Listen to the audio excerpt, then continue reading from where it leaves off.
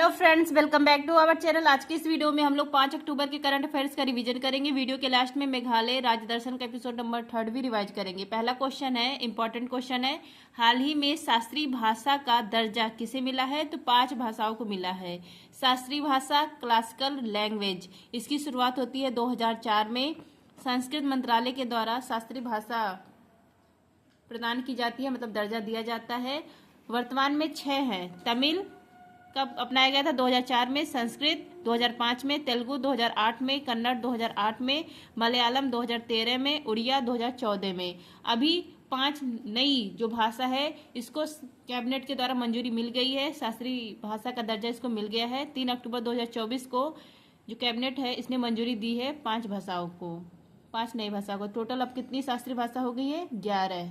कौन कौन सी है? 5 असमिया है, बंगाली है, पाली है, प्राकृत है और मराठी है। तो 2024 में ये 5 नई भाषाएं अपनाई गई है शास्त्रीय भाषा में। तो टोटल अब कितनी भाषाएं हैं? 11 है शास्त्रीय भाषा में। शास्त्रीय भाषा मतलब शास्त्रीय भाषा, इसका व्याकरण, इसका शब्दकोश अन्य भाषा से ग्रहण नहीं किया होता है, मौलिक होता है, वह कहलाता है शास्त्रीय भाषा। अब हिंदी हमारी शास्त्रीय भाषा नहीं है, क्योंकि हिंदी का जो उद्गम है वो संस्कृत से होता है, इसलिए हिंदी हमारी शास्त्रीय भाषा नहीं है, बल्कि संस्कृत हमारी शास्त्रीय भाषा है। ललन टॉप मैंने स्किप कर दिया है, क्योंकि पुराना करंट अफेयर्स था तो उसको मैंने स्किप कर दिया, लेकिन जो इम्पोर्टेंट सर ने मतलब पुराने करंट अफेयर्स से कुछ एक्स्ट्रा था उसको मैंने नोट किया है। तो नेक्स्ट क्वेश्चन है, प्रधानमंत्री राष्ट्रीय कृषि विकास योजना तथा कृष्णोन्नति योजना के लिए कितना बजट जारी किया गया है? 1 लाख करोड़ रुपए। प्रधानमंत्री राष्ट्रीय कृषि विकास योजना और कृषोन्नति योजना, इन दोनों के लिए कितने का बजट तैयार किया गया है? 1 लाख करोड़ रुपए का बजट तैयार किया गया है। जो प्रधानमंत्री कृषि विकास योजना है इसका उद्देश्य है सस्टेनेबल एग्रीकल्चर, मतलब धारणी कृषि, पर्यावरण को ध्यान में रखकर कृषि करना, और इसके लिए बजट है 57,000 करोड़ रुपए। और जो कृषोन्नति योजना है इसके लिए कितना बजट है? 44,000 करोड़ रुपए है। दोनों का बजट है 1 लाख करोड़ रुपए। जो कृषोन्नति योजना है इसका उद्देश्य है खाद्य सुरक्षा, खाद्य आत्मनिर्भरता। फ्रेंड, जिसको भी टेलीग्राम ज्वाइन करना, आप लोग टेलीग्राम पर सर्च करेंगे @justdoit, मेरा चैनल आ जाएगा। और कल मैं सितंबर माह का कंप्लीट रिवीजन यूट्यूब पर करवा दूंगी, इसका प्लेलिस्ट भी बना दूंगी। मैंने मंथली प्लेलिस्ट बनाई हुई है, जनवरी से अब तक जितना मंथली अपलोड करती हूँ, सितंबर माह का भी कल अपलोड कर दूंगी। नेक्स्ट आपका, भारतीय वायुसेना की 92वीं वर्षगांठ पर एयर शो कहाँ आयोजित हुआ है? चेन्नई में। एयर शो, वायुसेना का एयर शो 92 क्रम का कहाँ पर हुआ है आयोजन? इसका मरीना बीच चेन्नई में इसका आयोजन किया गया। 6 से 8 अक्टूबर इसका आयोजन होगा। और इसका थीम है, 2024 का थीम है एयरफोर्स सक्षम, सशक्त और आत्मनिर्भर। 2023 का आयोजन किया गया था प्रयागराज में, और पहली बार आयोजन किया गया था 2003 में चेन्नई में, और इस बार भी 2024 वाला चेन्नई में हो रहा है। एयरफोर्स की स्थापना 8 अक्टूबर 1932 को, वर्तमान में इसके हेड है अमरप्रीत सिंह। नेक्स्ट है आपका, भारत सरकार अंतर्राष्ट्रीय ऊर्जा दक्षता हब में शामिल हुई है। इसका मुख्यालय कहाँ पर है? पेरिस में। अंतर्राष्ट्रीय ऊर्जा दक्षता हब, इसमें भारत शामिल हुआ है। जो अंतर्राष्ट्रीय ऊर्जा दक्षता हब है इसकी स्थापना 2018 में होती है, और हेडक्वार्टर है पेरिस, फ्रांस में। जो भारत है जो इस हब में शामिल हुआ है, यहाँ भारत की तरफ से नोडल एजेंसी है ऊर्जा दक्षता ब्यूरो। यह एक्ट है 2001 का, यह नोडल एजेंसी इसमें शामिल हुई है। और जो अंतर्राष्ट्रीय ऊर्जा दक्षता हब है इसका उद्देश्य क्या है? ग्रीन हाउस गैस का उत्सर्जन कम करना, पर्यावरण संरक्षण को बढ़ावा देना, अच्छे ऊर्जा को बढ़ावा देना। अब यहाँ पर देखिए जैसे एक्स्ट्रा पॉइंट है, इसको मैंने नोट डाउन कर लिया है। करंट अफेयर्स पुराना था इसलिए स्किप कर दिया है। 16 सितंबर 1987 को मॉडल प्रोटोकॉल होता है ओजोन परत के संरक्षण के लिए। यूनेस्को का हेडक्वार्टर है पेरिस में। यूएनईपी इसका हेडक्वार्टर नैरोबी में, और यूएनईपी इसकी स्थापना 5 जून 1972 को होती है, इसलिए 5 जून को हम लोग पर्यावरण दिवस मनाते हैं। नेक्स्ट आपका, वाडा वर्ल्ड एंटी डोपिंग एजेंसी, इसका हेडक्वार्टर मॉडल कनाडा में। नेक्स्ट आपका, अंतर्राष्ट्रीय सौर गठबंधन, इसका हेडक्वार्टर गुरुग्राम में। 101वां सदस्य देश है इसका नेपाल। नेक्स्ट आपका, विश्व पशु दिवस 2024 कब मनाया गया? 4 अक्टूबर को। विश्व पशु दिवस 4 अक्टूबर को मनाया गया। इसका थीम है दुनिया उनका भी घर है। और किसके सम्मान में यह मनाया जाता है? हेनरिक जिमरमैन के सम्मान में यह मनाया जाता है। नेक्स्ट आपका, 4 अक्टूबर से 10 अक्टूबर इसके मनाया गया है विश्व अंतरिक्ष सप्ताह। विश्व अंतरिक्ष सप्ताह मनाया गया है 4 अक्टूबर से 10 अक्टूबर। इसका थीम क्या है? अंतरिक्ष और जलवायु परिवर्तन। नेक्स्ट आपका, 4 अक्टूबर 1957, इस दिन विश्व का पहला मानव निर्मित उपग्रह लॉन्च किया गया था, इसका नाम था स्पुतनिक।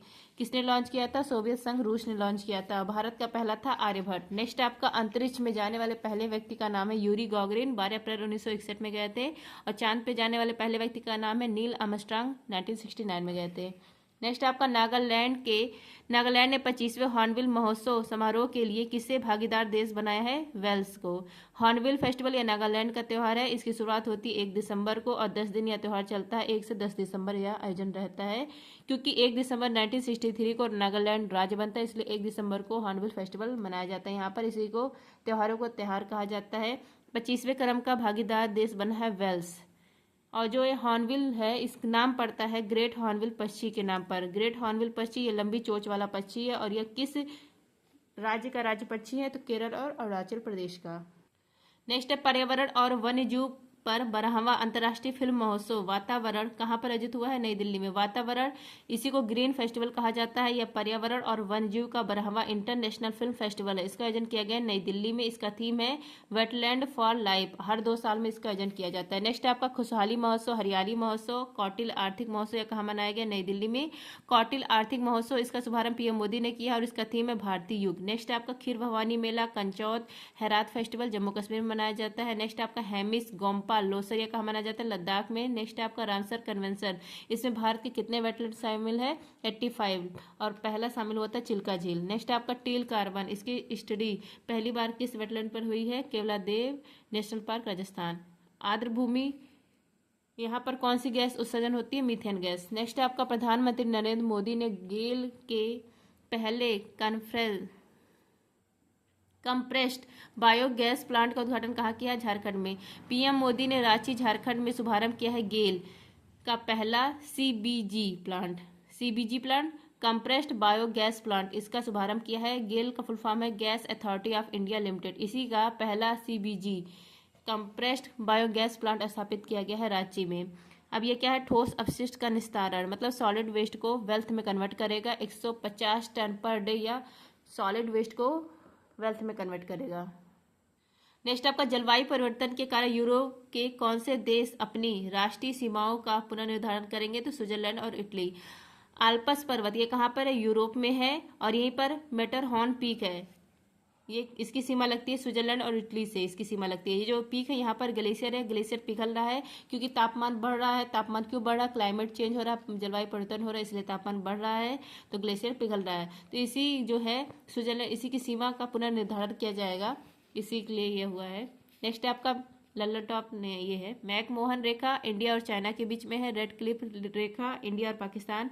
शून्य रेखा त्रिपुरा और बांग्लादेश के बीच में। 49 डिग्री उत्तरी अक्षांश यूएसए और कनाडा के बीच में है। 38 डिग्री अक्षांश नॉर्थ कोरिया और साउथ कोरिया के बीच में है। रियो ग्रैंडी नदी यूएसए और मैक्सिको के बीच में है।